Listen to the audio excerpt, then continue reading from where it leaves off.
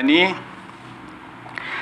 diciptakan itu sebagai makhluk yang paling sempurna, terdiri dari jasmani, jiwa, dan ruh. Sehingga keberadaan ruh itulah yang menyebabkan manusia berbeda dengan makhluk lainnya. Untuk mewadahi ruh itu, badan manusia diciptakan dengan struktur yang paling sempurna. Di antaranya diwakili oleh struktur otak yang sangat canggih. Ya, makhluk yang lain tidak punya otak. Ya, di mana di balik otak itu adalah jiwa manusia berada. Dan roh adalah zat pembawa sifat-sifat ilahiyah agar manusia ketularan sifat-sifat ilahiyah itu. Dan kemudian layak untuk menjadi orang yang punya sifat seperti Tuhan di muka bumi ini, misalnya Ar-Rahman Ar-Rahim, Maha Pengasih Penyayang. Manusia juga punya sifat ilahiyah, pengasih dan penyayang. Nah, ketika mati, badan manusia dipisahkan Allah dari jiwa dan rohnya. Tapi jiwa masih tetap hidup dalam pengaruh potensi roh. Tapi dalam alam yang sama sekali berbeda dengan di dunia ini. Berbeda dengan alam manusia ini. Jiwa telah kehilangan badannya, media untuk merasakan suka dukanya dunia. Jiwa tidak bisa lagi merasakan bahagia dan derita sebagaimana saat manusia hidup di dunia ini. Karena badannya telah rusak dan hancur menjadi unsur tanah kembali. Otak dan seluruh sistem sarafnya musnah. Jiwa kehilangan rasa, tapi ia tetap hidup di sisi Allah dalam pengaruh roh. Nah, itu yang berbahagia. Maka kalau kita mendengar beberapa berita, baik itu lewat medsos maupun dari teman-teman, ya, kita wajarlah bahwa kita itu mendapatkan berita itu, ya kita ambil hikmahnya, kita ambil pelajaran untuk meniti ke dalam diri. Karena kita bisa melihat dunia dalam diri kita ini, nanti kita akan sadar dan bisa melihat dunia yang di luar. Kita harus sadar kita berasal dari tempat yang indah rahim ibu kita.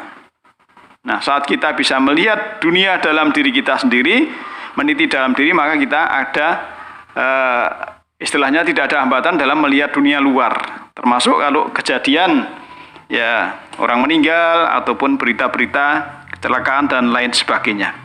Kalau kita melihat dalam surat 21 ayat 34, ya, surat Al-Anbiya ayat 34, Allah sudah menyebutkan, A'udzubillahi minasyaitonirrajim, wa ma ja'alna libasarim min qablika. Ya, wa ma ja'alna libasarim min qablikal khulda afa in mitta fahumul khalidun. Dan kami, ya, di sini kami Allah maksudnya, karena domirna na kami, ya, menjadikan, ya, dan kami wama dan tidaklah ja'alna kami menjadikan libasarin untuk manusia min qablika sebelum engkau, ya, kalau dulu sebelum engkau ya sebelum Muhammad, tapi sekarang kalau sebelum engkau ya sebelum siapa yang membaca ayat ini, sebelum kita, ya al-khulda, apa itu, sebelum engkau Muhammad istilahnya kekal, ya, dan kami tidak menjadikan hidup abadi bagi seorang manusia sebelum engkau. Nah, kalau dulu engkau Muhammad, sebelum engkau yang engkau kita yang baca ini. Maka jika ya engkau wafat, apakah mereka akan kekal? Maksudnya kalau dulu, ya, kalau Muhammad itu wafat, apakah yang lain itu kekal? Kan tidak. Ya. Jadi ketegasan ayat ini bahwa Allah itu tidak menjadikan manusia sebelum kita itu kekal. Semua meninggal. Semua akan meninggalkan dunia yang fana ini, kembali kepada Allah bagi yang tahu jalannya. Bagi yang tahu jalannya pulang, maksud saya. Karena sering saya sampaikan bahwa inna lillahi wa inna ilaihi roji'un, bahwa kita ini menurut surat 15 ayat 29 dari roh Allah dan nanti kembali kepada titik semula. Kalau itu lingkaran, kembali ke titik awal. Jadi sebenarnya mati itu adalah awal dari kehidupan.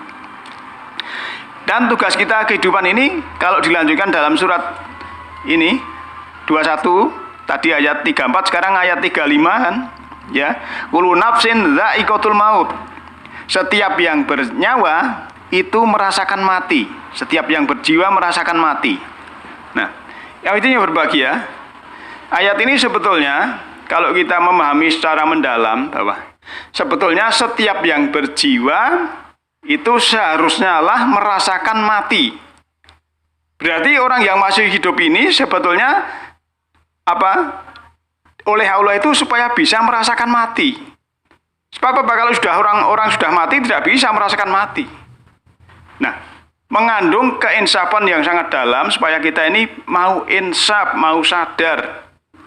Ya, mau insaf, mau sadar bahwa kita ini cobalah kita yang masih hidup ini, ya, setiap berjiwa hendaklah merasakan mati. Coba kita, seandainya kita mati sekarang misalnya, ataupun kita mungkin habis takziah, kemudian pulang, kita tidur, ya kalau orang Jawa mujur ngalor, kemudian kita selimuti pakai selimut sendiri dan membayangkan, oh ternyata gini rasanya itu. Jadi kita bisa merasakan. Tapi kalau orang yang mati tidak bisa merasakan mati. Yang bisa merasakan mati adalah orang yang masih hidup. Maka di sini kalau saya memahami kullu nafsin dha'iqatul maut itu bahwa setiap manusia hendaklah dia bisa merasakan mati. Ya, wa nabluukum bisyarri wal khairi fitnah. Dan kami akan menguji kamu dengan keburukan dan kebaikan sebagai cobaan tadi. Wa ilaina turja'un, dan hanya kembalilah kamu itu kepada kami. Dan kembalikan sesuatu itu memang kepada Allah, termasuk kita ini. Nah, jadi kita kembali kepada Allah karena roh itu suci, ya, roh dari Allah, kemudian kita nanti akan kembali kepada Allah. Nah, untuk bisa kembali pulang, ya seharusnya kita menerima petunjuk itu. Petunjuk dalam Al-Quran sebagai buku pedoman, buku petunjuk, kemudian kita dipandu oleh pemandu petunjuk, sehingga kita akan sampai mengerti akan jalan pulang itu. Nah, itu yang berbahagia.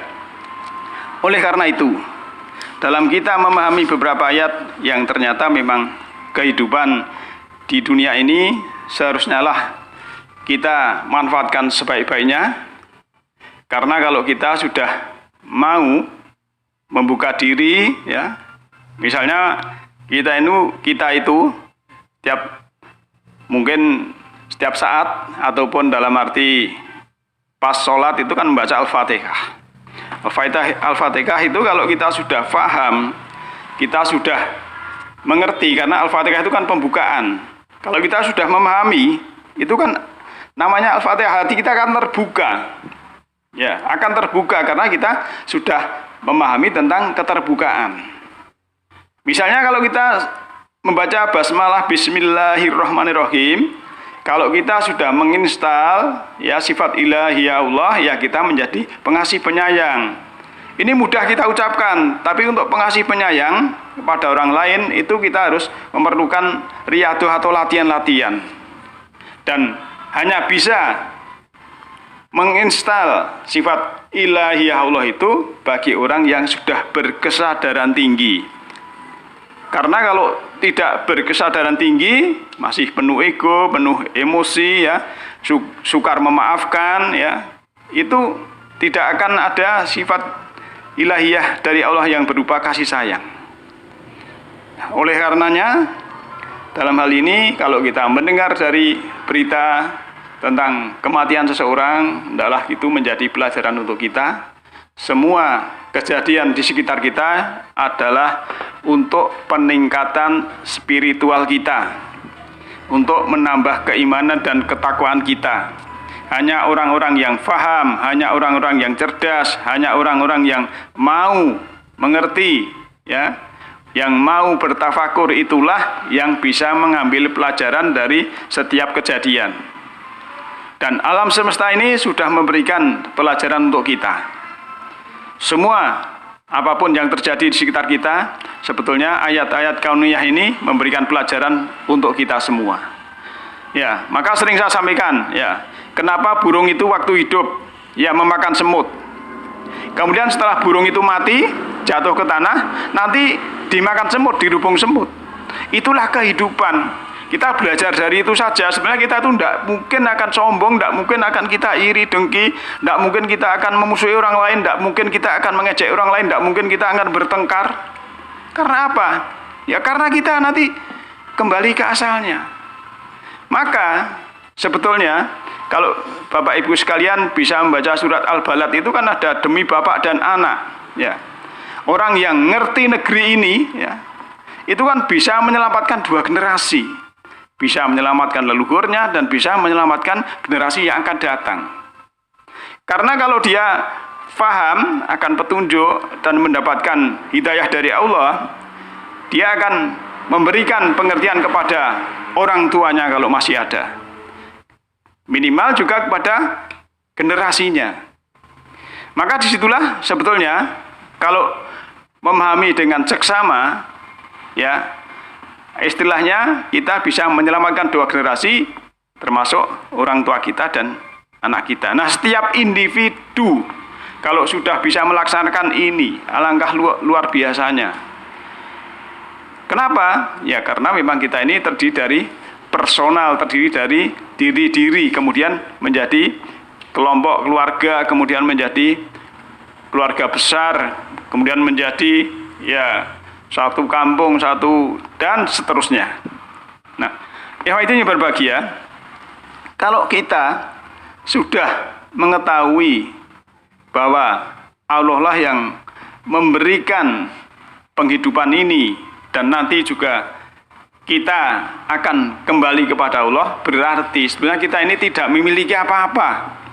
Tapi kadang kita ini, ya, terlalu nafsu, yang ada di diri kita ini merasa milik kita.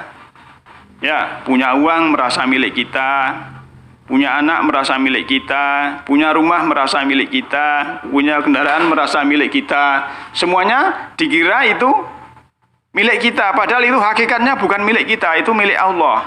Nah, oleh karena itu sebetulnya yang ada kemelekatan hal-hal duniawi, itulah seharusnya kita pasrahkan kepada Allah. Kita manfaatkan untuk mendekatkan diri kepada Allah. Jangan malah menjauhkan, jangan kita malah menuhankan. Nah, maka kalau kita bicara tentang ini, tentang kemelekatan, itu kan orang yang kikir saja itu bisa dianggap musyrik, misalnya. Orang yang istilahnya mencintai hartanya melebihi dari Tuhan, itu sama saja musyrik. Kan begitu ada ayatnya, nanti lain kali kita bisa sampaikan. Nah, oleh karena itu kalau ada kemelekatan sesuatu, berarti kita ini belum pasrah total kepada Allah Subhanahu wa taala. Kalau kita sudah pasrah total, kemudian keinsapan yang tinggi, kesadaran yang tinggi, meluaskan pikiran, insya Allah kita ini nanti akan mendapatkan bimbingan dari Allah Subhanahu wa taala, sehingga kita akan bermanfaat untuk diri kita sendiri dan juga lingkungan. Maka dengan demikian, ya, kalau kita mendengar, kita melihat, ya, ada orang meninggal, baik itu kecelakaan maupun apa, ya, ataupun sakit tua, bahkan COVID sekalipun, yaitu kita harus menjadi pelajaran untuk kita semua. Karena sebab musabab meninggal itu bukan menunjukkan bahwa baik buruknya amal, tetapi itu hanya sebab akibat saja. Tapi yang penting setiap saat, setiap waktu kita sudah menyiapkan diri, sudah meniti ke dalam diri, sudah marifatullah, sudah beramal soleh, sudah beramal khair, sudah beriman, sudah bertakwa. Insya Allah kita akan menjadi husnul khotimah. Demikian malam ini, mudah-mudahan Allah membimbing kita, dan nasrun minallahi wa fathun qarib. Alhamdulillahirabbil alamin. Assalamualaikum warahmatullahi wabarakatuh.